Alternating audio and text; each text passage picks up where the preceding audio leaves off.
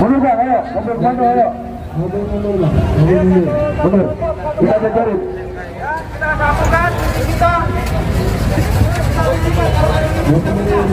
Bang, jaminannya kita nggak rusuh ya. Jaminannya kita nggak rusuh. Kalau kayak tadi. Assalamualaikum warahmatullahi wabarakatuh. Kali ini kita sedang mengunjungi aktivis buruh. Tidak asing lagi sebetulnya, beliau adalah Muhammad Daud, Ketua Gas Bumi. Ada yang menarik nih Pak Daud, bahwa hari ini saudara-saudara kita yang berprofesi di ojol, baik itu di ojek online maupun di driver online yang di mobil, itu mereka sedang melakukan aksi. Mereka minta diturunkan pemotongannya itu hingga 10% seperti yang pernah dulu dilakukan oleh aplikator tersebut. Nah, sebagai seorang aktivis, saya mau tanya ini, bagaimana kira-kira kok bisa terjadi perselisihan yang seperti ini?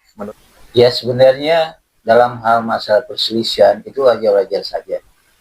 Tapi di dalam meningkatkan suatu kesejahteraan ataupun menghargai suatu pekerjaan, seorang pekerja ataupun yang sudah menciptakan lapangan kerja itu wajib dan harus dihargai.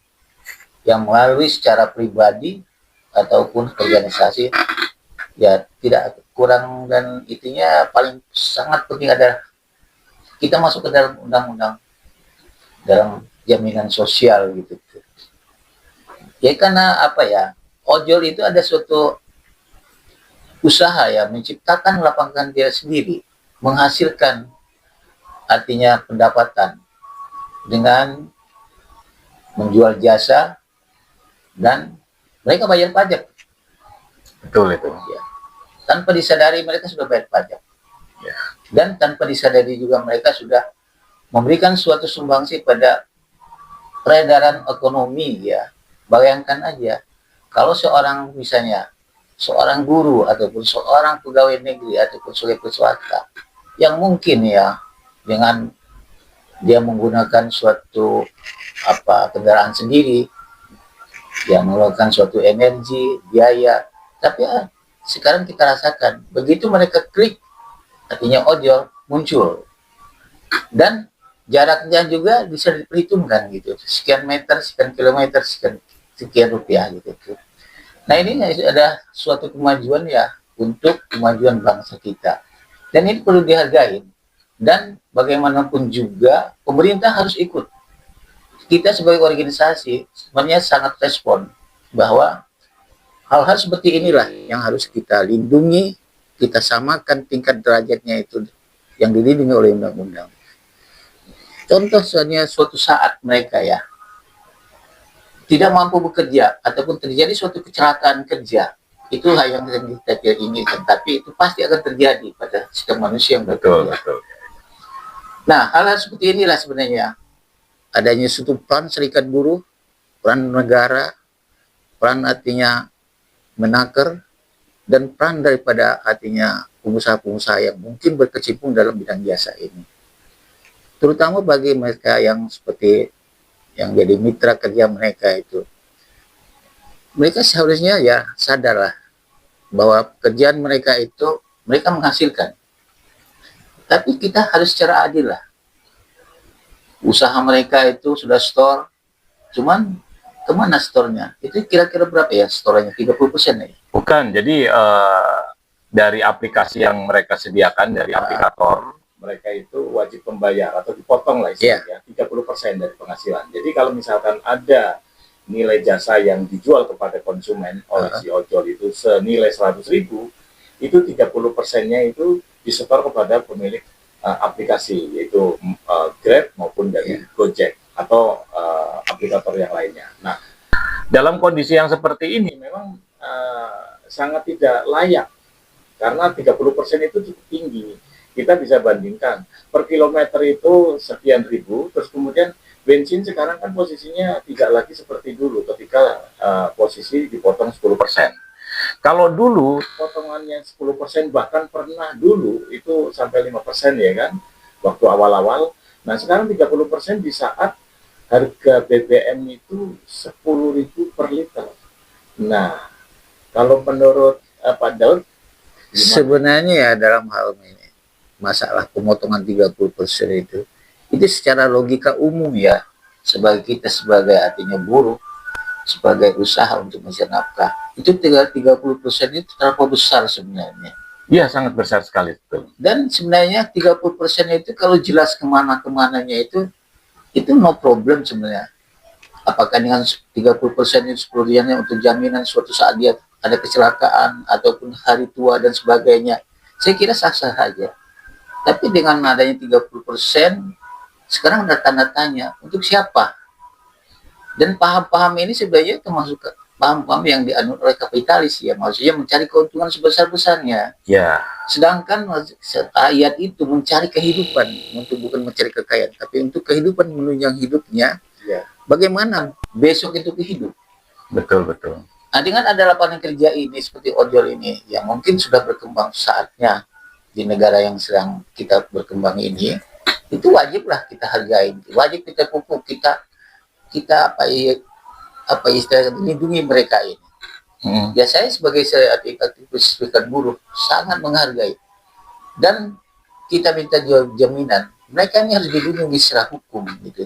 Ya, Nah, kalau kita secara hukum berarti mereka harus berorganisasi dan berbicara secara organisasi, karena apa?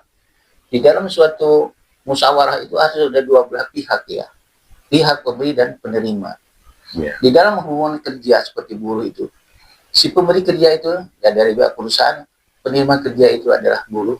Nah, suatu saat mereka berinteraksi, itu secara otomatis ada suatu perlindungan secara hukum yang melalui hukum tenaga kerjaan gitu. Apapun terjadi suatu perselisihan, apapun terjadi suatu beda pendapat, itu disalurkan secara bipartit. Nah, kalau misalnya ojol ini, mereka itu musyawarah dengan siapa? ya, Apakah ini hanya suatu partner, ini suatu pengusaha? Pengusahanya siapa yang bertanggung jawab? Maksudnya, ya, apakah dengan sistem, artinya ya memang sistem kita ini ada dua lah. Sistem artinya pemerataan, ada sistem yang namanya kapitalis. Yang penting untuk sebesar-besarnya, dan kalau bisa sifatnya ya jadi perusahaan yang besar gitu. ya, Nah, di samping juga saya bilang mereka pemerintah ya, pemerintah juga harus sadar juga. Tolong itu seandainya kalau perusahaan ini janganlah dibebani oleh premanisme, pajak pengamanan, pajak organisasi dan lain sebagainya yang sifatnya ya katakanlah minta-minta lah, minta jatah dan sebagainya. Itu sebenarnya beban bagi perusahaan. ya, Dan perusahaan juga dia tidak mau artinya rugi ya, akan dibeban pada artinya pemberi kerja seperti apa istilahnya ojol itu, mereka bayar.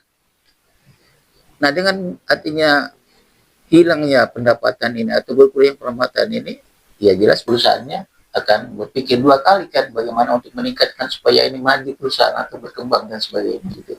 ya, Makanya sebaiknya mereka ini harus dilindungi, harus ada suatu perjanjiannya khusus dan disahkan secara undang-undang. Mereka harus kompromi antara organisasi ojol dengan perusahaan, siapapun namanya perusahaan yang memiliki tanggung jawab perusahaan itu secara yuridis ataupun secara formalnya itu harus ya, kita sebenarnya dari serikat buruh bersedia untuk menjembatani itu. ya, Karena ini aset negara sebenarnya. betul. Tapi persoalannya gini, Pak Daud, bahwa memang ada perjanjian, tapi sifatnya kalau menurut saya kan pernah berkecimpung di driver online ya, itu sepihak.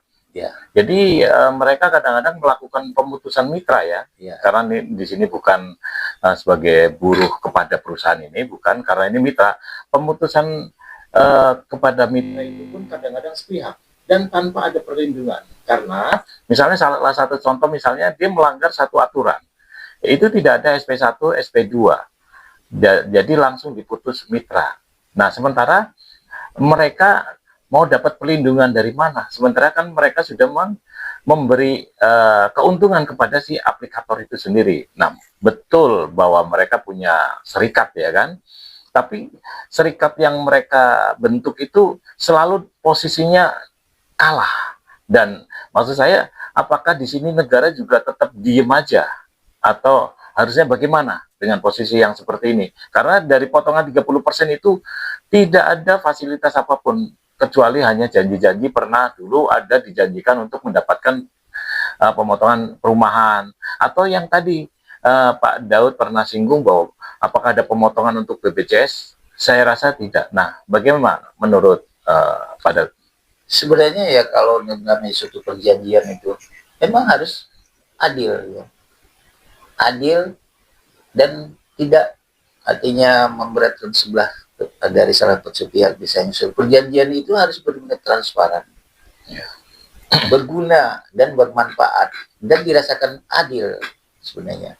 Tapi kalau lihat dengan perjanjian ini aneh sebenarnya suatu ya pemaksaan suatu perjanjian karena dianggap ya karena dia pengusaha kan Ya, mempunyai suatu keputusan secara apa ya artinya hukum dagang kan ya, betul. bagaimana mencari keuntungan. Nah di sini masyarakat sosial misalnya menghargai suatu harga, bagaimana seorang ojek itu sudah kena panas dingin, kena hujan, terus dengan artinya jarak yang begitu jauh, risiko kecelakaannya ini nggak terpikir sebenarnya. Nah saya sebagai aktivis buruh sebenarnya perjanjian-perjanjian itu saya kira itu ya sangat harus diawasi lah. Dan paling penting itu sebenarnya pemerintah itu turun tangan dah.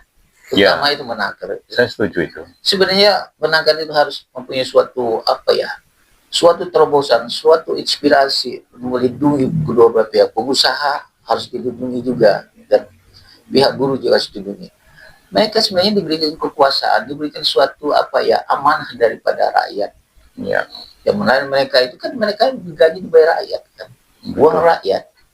Nah sekarang nggak usahlah ke masyarakat, tapi lindungi mereka ini dalam suatu saat tidak mampu bekerja, ya jadikannya dia suatu asuransi. Dan sekarang seharusnya sudah ada kan asuransi BPJS, secara masyarakat seluruh Indonesia sudah ada BPJS kemiskinan, Betul.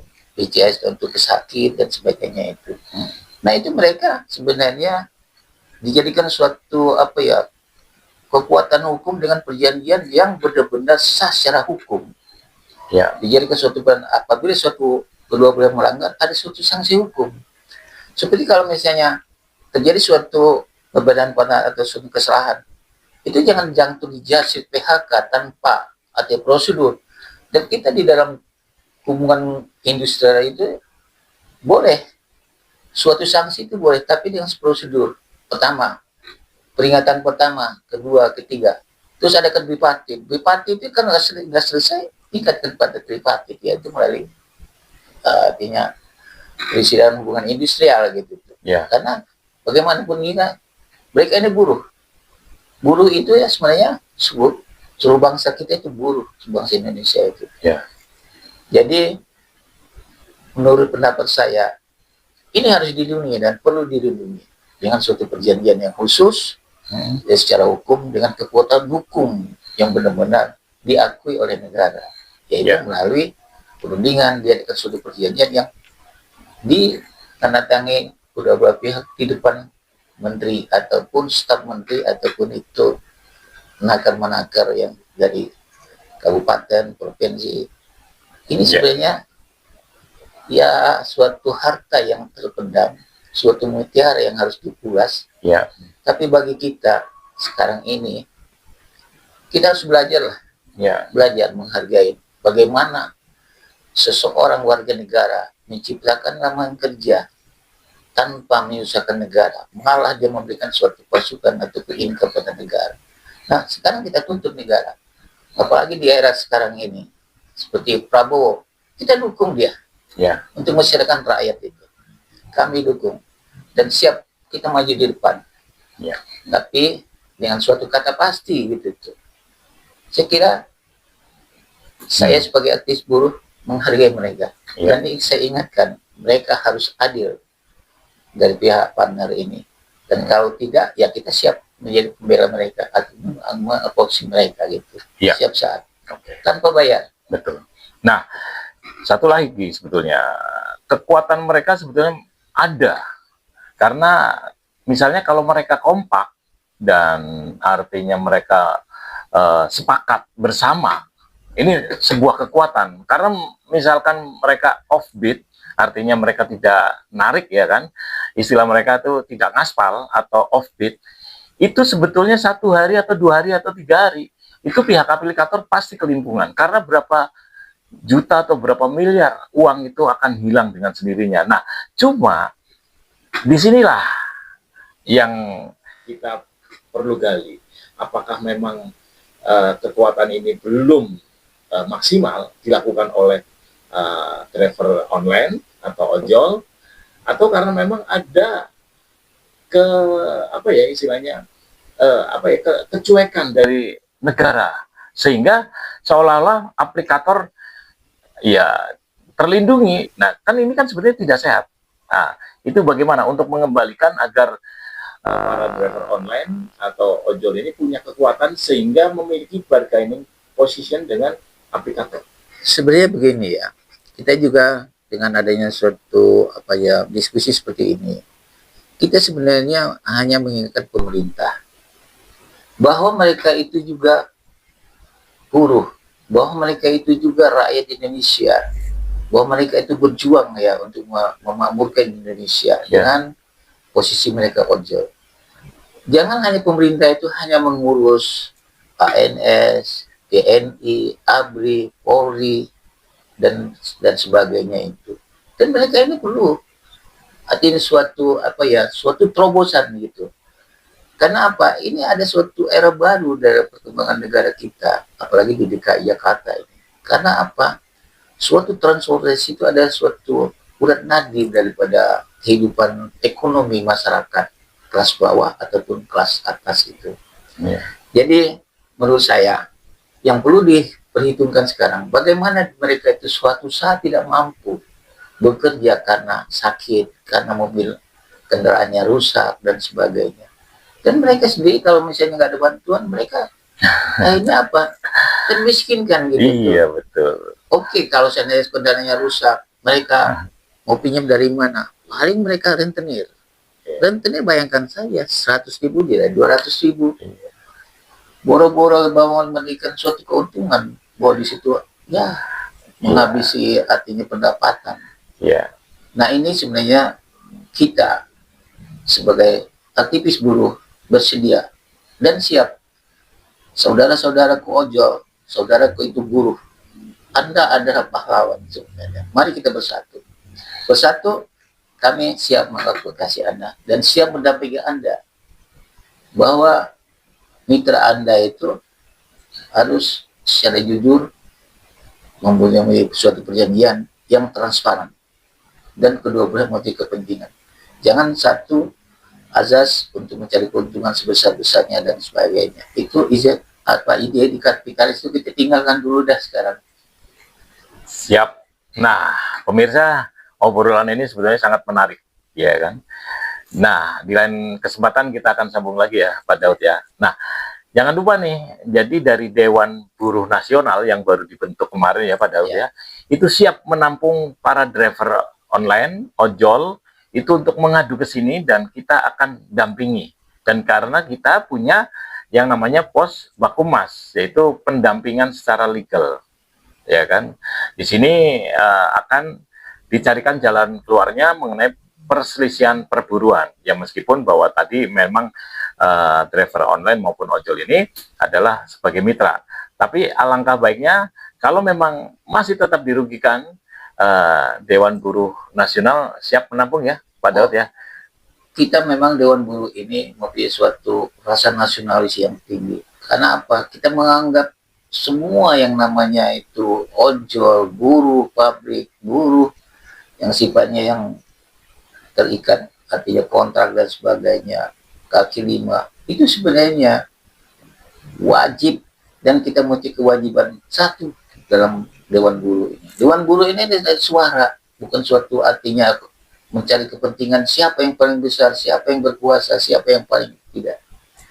Jadi dalam Dewan Buruh ini ada suatu penyaluran inspirasi sebagai anggota DPR itu, suara rakyat ini kan Dewan Buruh ini suara buruh Suara buruh. yang perlu didengar, perlu dipelajari oleh pemerintah, dan jangan dijadikan suatu musuh. Kita tidak akan pernah memusuhi pemerintah, tapi kita akan mengkritik pemerintah apabila dia berlaku tidak jujur, inkonstitusional kita di depan. Kita bukan sebagai pengkritik yang sifatnya ugal-ugalan, tidak. Tapi kita tahu bahwa negara ini negara maju, buruh maju, dan rakyat sejahtera. Saya kira hanya itu. Dewan Buruh siap Menampung ya. ya. Oke.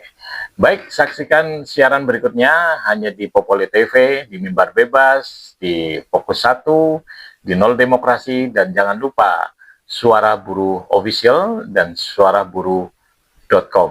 Sampai ketemu di lain kesempatan. Wabillahi taufik walhidayah. Wassalamualaikum warahmatullahi wabarakatuh.